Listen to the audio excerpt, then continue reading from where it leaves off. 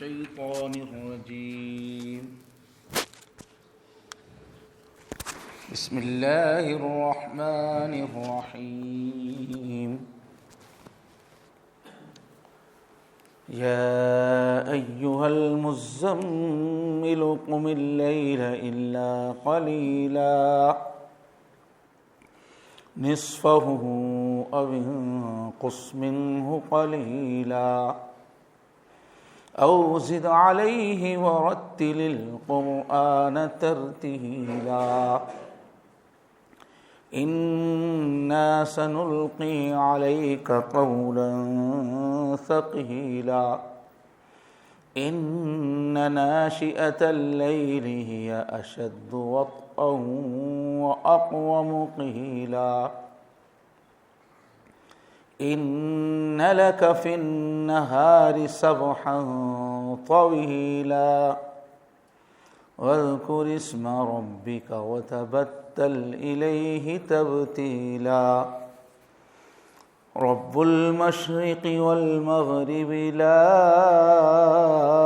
إله إلا هو فاتخذه وكيلا صدق اللہ العظیم۔ شروع کرتا ہوں اللہ کے نام سے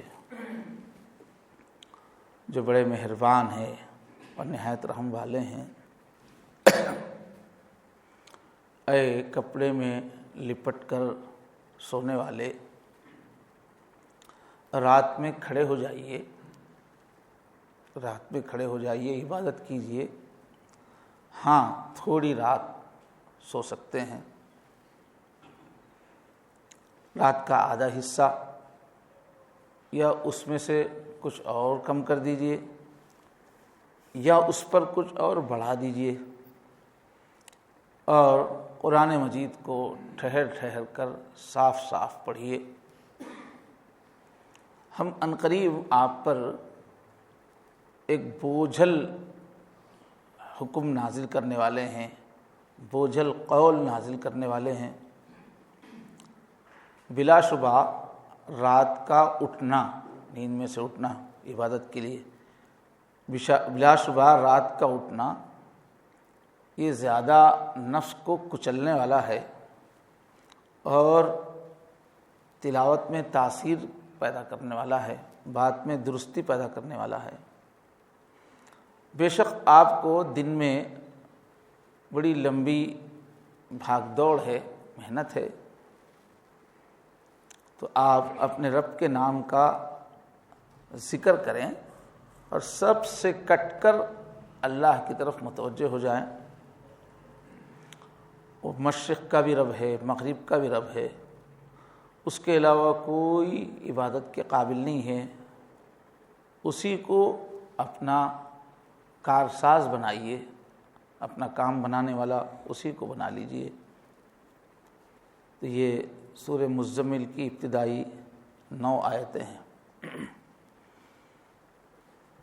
تو تفسیروں میں لکھا ہوا ہے کہ یہ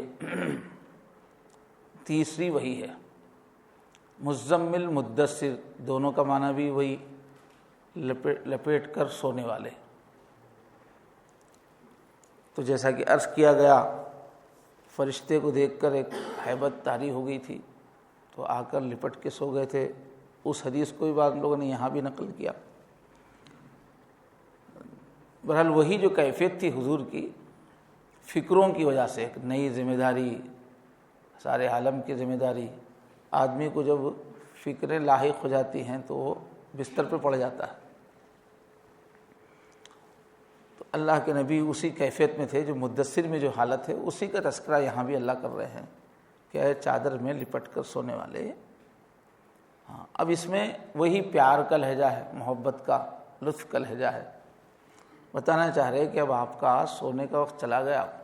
عام دنوں میں آپ جس طرح سے سوتے تھے، اب وقت چلا گیا، اب آپ ایک بہت بڑا کام آپ کے ذمہ ہو گیا ہے، اس کی تیاری آپ کو کرنا ہے۔ تو تیاری میں کیا تیاری بتائی گئی؟ رات کی عبادت، تہجد۔ تو فرمایا قم اللیل، آپ رات میں کھڑے ہو جائیے، عبادت کے لیے اللہ کے سامنے کھڑے ہو جائیے۔ الا قلیلا، ہاں تھوڑا حصہ آپ آرام کر سکتے ہیں، کچھ حصہ آپ آرام کر سکتے ہیں۔ پھر اس قلیلہ کی تشریح میں فرمایا نصفہ، آدھی رات، او انقص منہ قلیلہ، یا اس میں سے بھی کچھ کم کر دیجئے، او زد علیہ، یا آدھا سے بڑھا دیجئے۔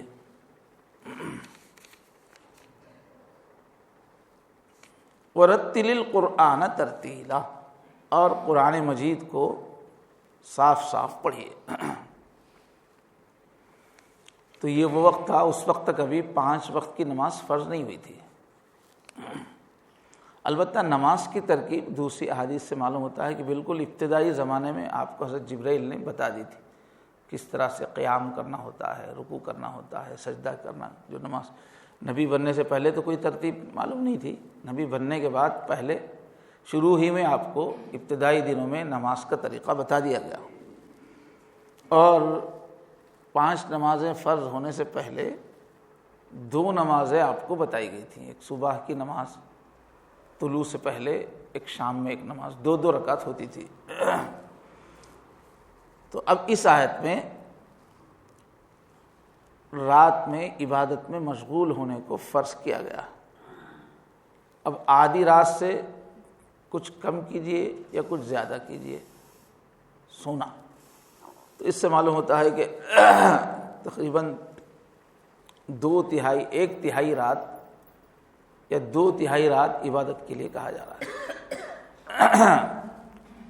کم سے کم یہ کہ 1/4 رات سے زیادہ حصہ، 1/4 سے کچھ زیادہ رات آپ جو ہے عبادت کریں، یہ فرض کر دیا گیا ان آیتوں کی وجہ سے۔ اور یہ اس وحی کے نازل ہونے کے بعد اس وقت جتنے بھی مسلمان تھے سب پر ہی فرض تھا اس ان آیتوں کی وجہ سے۔ چنانچہ امام تفسیر بغوی لکھتے ہیں کہ اس حکم کی تعمیل میں اللہ کے رسول صلی اللہ علیہ وسلم بھی اور صحابہ کرام رات کا اکثر حصہ تہجد میں گزارتے تھے۔ اب اس زمانے میں گھڑیاں تو تھی نہیں کہ کریکٹ پتہ چلے کہ اب فلاں وقت ہو رہا ہے، تو اللہ فرما رہے ہیں کہ آدھی رات سے کچھ زیادہ کچھ کم، تو اس کا اندازہ تو ملتا نہیں تھا، تو 2/3 رات تک جاگ لیتے تھے، بڑا حصہ، اکثر حصہ عبادت میں گزر جاتا تھا۔ اسی آیت کی تعمیل میں اللہ کے نبی اتنی زیادہ عبادت کرتے تھے کہ آپ کے قدموں پہ ورم آ جاتا تھا، اور آگے کے دور میں پھر اسی سورے کا آخری حصہ، دوسرے رکوع کا جو حصہ ہے، وہ 1 سال بعد نازل ہوا۔ اس میں جو ہے یہ لمبے قیام کا جو حکم ہے اس کو منسوخ کیا گیا۔ فرمایا کہ آپ ہیں، آپ کے ساتھی ہیں، سب نماز پڑھ رہے ہیں، وقت کا اندازہ صحیح نہیں ہوتا ہے، اس لیے رات بھی پوری عبادت میں گزرتی تھی، بوجھل ہو گیا تھا اتنا زیادہ نماز پڑھنا۔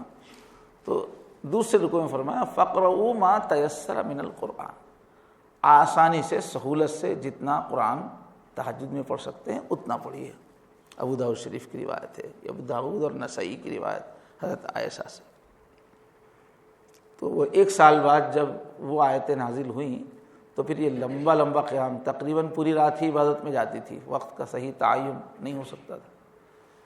تو اس کے بعد 1 سال کے بعد فرمایا گیا کہ جتنا آسانی سے ہو جائے اتنی تہجد پڑھیے، تلاوت کیجیے۔ ابن عباس رضی اللہ عنہ جو قرآن مجید کے صحابہ کرام میں سب سے زیادہ ماہر تھے، مفسر تھے، انہوں نے لکھا، انہوں نے فرمایا کہ یہ نماز جو ہے معراج کے موقع پر، جب آپ معراج کو تشریف لے گئے اس موقع پر یہ 5 وقت کی نماز جب فرض ہو گئی تو تہجد کی فرضیت پھر منسوخ ہو گئی، اب وہ فرض نہیں رہی اس کے بعد۔ لیکن اللہ کے نبی صلی اللہ علیہ وسلم نے ویسے ہی جیسے پہلے سے پابندی کرتے تھے، زندگی بھر پابندی کرتے رہے تہجد کی، اور اکثر صحابہ بھی زندگی بھر ایسی ہی پابندی کرتے رہے۔ تو رات میں آپ کھڑے ہو جائیے، ہاں کچھ حصہ آپ آرام کیجیے، یہ بھی کہہ رہے ہیں کہ آرام بھی کیجیے، یعنی کہ پوری رات جاگیں۔ اب وہ کتنا آرام کرنا ہے؟ نصفہ، آدھی رات، یا پھر اس میں سے کچھ کم کیجیے، آدھی سے کم کریں گے تو 1/3 ہو جائے گا، اوزد علیہ، آدھی سے بڑھا دیں گے تو 2/3 ہو جائے گا، ثلث ہو جائے گا، 2 ثلث ہو جائے گا۔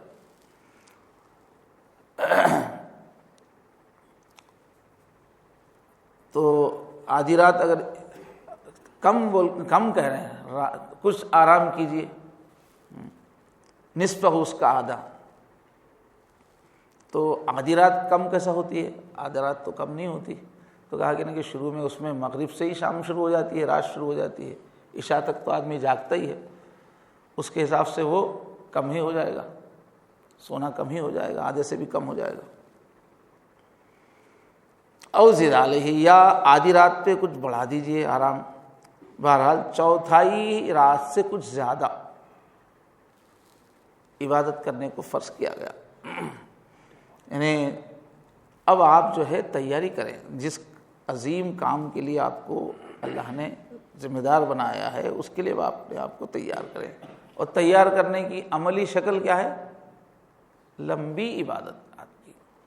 تو دعوت کا کام کرنے کے واسطے رات کی عبادت بہت ضروری ہے۔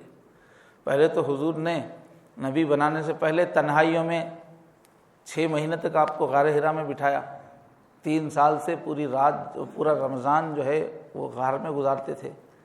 اس میں یہ ہوتا ہے کہ آدمی دنیا کی فکروں سے، دنیاوی سوچوں سے بلند ہو جاتا ہے، ایک دوسری دنیا میں پہنچ جاتا ہے، خلوت میں بہت ڈیپتھ پیدا ہوتا ہے۔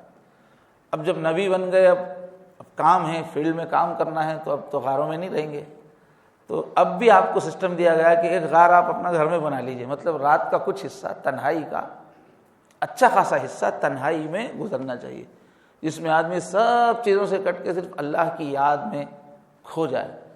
اس طرح تنہائیوں میں توجہ اللہ سے پھر انسان کا یقین بنتا ہے، دھیان بنتا ہے، اس میں تاثیر پیدا ہوتی ہے۔